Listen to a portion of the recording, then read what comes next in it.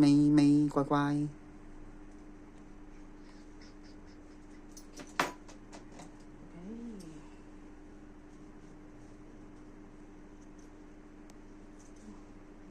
每一下你都喐緊喎。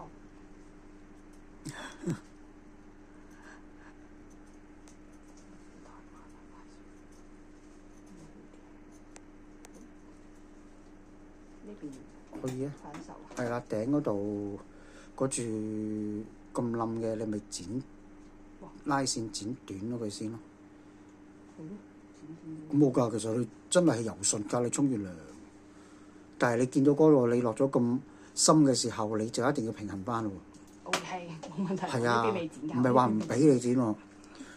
有時啲學生話：哎呀，你都唔肯俾我剪，咁你要剪到先得㗎。咁你嗰度咁深嗰條位好明顯好深喎個頂。呢條啊嘛。係啊。OK。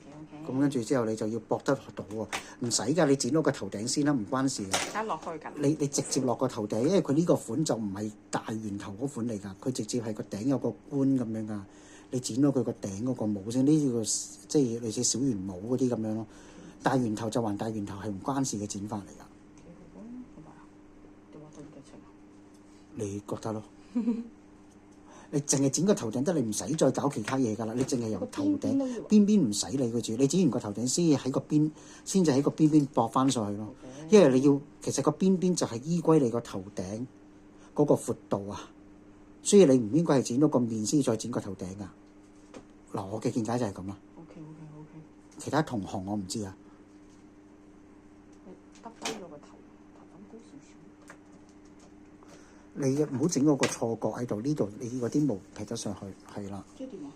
你呢度你一定要都要梳翻，係啊，要梳翻佢。就算後邊你唔剪，你要梳翻好佢，梳翻起佢。如果唔係，佢唔夠挺㗎。佢前面個頂嗰度唔夠挺嘅。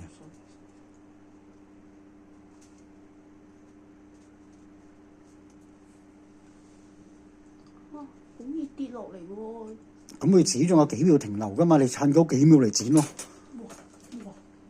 執唔切把鉸剪我。你耳仔唔需要再咁鉗住佢㗎啦，你放低兩隻耳仔啦。你而家淨係做個頂啫嘛，你放低翻兩隻耳仔，係啦。係你放低兩耳仔，你而家純粹專注就係掂住個下巴，你可以掂少少毛。哇！我都見到條線啦，點算？呢度嘅咧，